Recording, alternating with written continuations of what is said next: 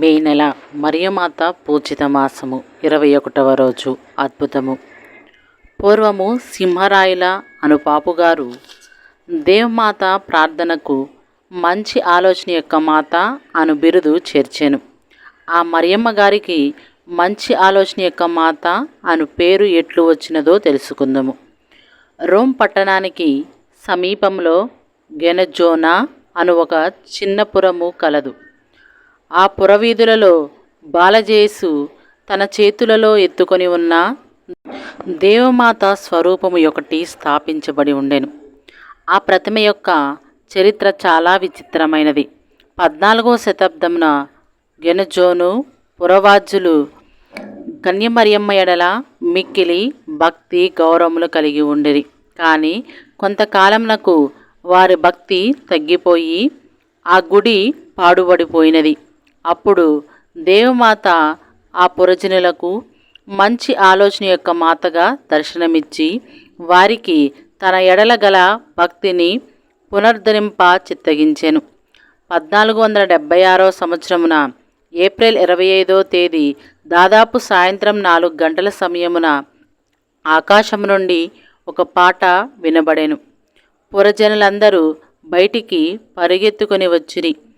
ఈ గానం ఎక్కడ నుండి వచ్చినదని అందరూ ఆశ్చర్యముతో అటూ ఇటూ చూడగా ఒక మేఘము దిగి వచ్చుచుండెను.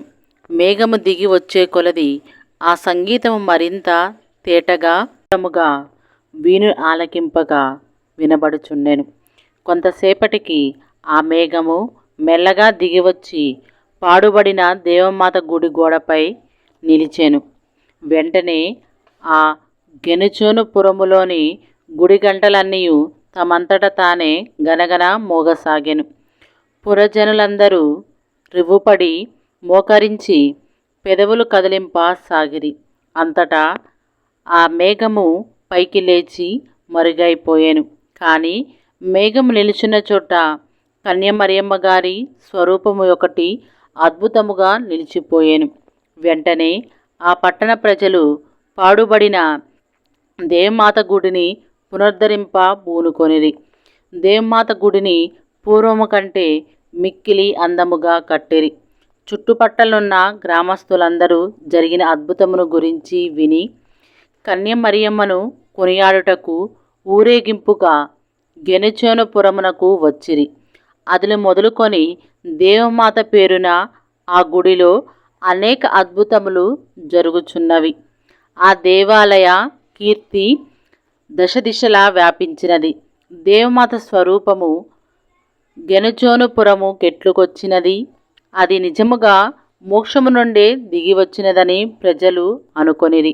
కానీ ఆ స్వరూపము నిజ చరిత్ర కొంతకాలమునకు వచ్చినది. గెనుచోను పురమునకు దగ్గర ఉన్న సముద్రమునకు ఆవలివైపు అల్బోనియా దేశమునకు సుర్కాటరి అను మరి ఒక చిన్న పట్టణము ఉండెను. ఆ పట్టణములో కొన్ని వందల సంవత్సరముల కిందటి నుండి ఒక దేవమాత స్వరూపము ఉండెను. ఆ పుర ప్రజలు ఆ స్వరూపమును బహుభక్తితో గౌరవించుచుండెను. ఆ కాలములో తురుష్కులు క్రైస్తవ దేవాలయములను పాడు చేయనుండిరి.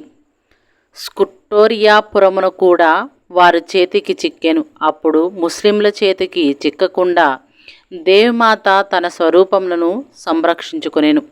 ఆ స్వరూపమును అద్భుత విధముగా ఒక మేఘము కమ్మి ఆకాశమున నెత్తుకొని పోబడెను. గెనుచోను పట్టణములో దించబడెను. ఇప్పటికి ఆ దేవమాత స్వరూపం అచ్చట వెలియుచున్నది. అందరూ దానిని భక్తితో కొనియాడుచుందురు. 13వ సింహరాయుల పాపుగారు ఆ అద్భుతమునకు అర్థమిచ్చినట్లుగా మరియమాతకు మంచి ఆలోచన యొక్క మాత అను దేవమాత ప్రార్థనలో చేర్చిరి. అప్పటి నుండి మంచి ఆలోచన యొక్క మాత అనే పేరు దేశదేశములా వ్యాపించి ప్రార్థింపబడుచున్నది. చదువువారి నీకెప్పుడైనా కష్టము వచ్చినను మంచి ఆలోచన యొక్క మాత సహాయము వేడుకొనుము. అట్లు వేడుకొనుట లాభకరమని పుణ్యమని నీవే తెలుసుకొందువు.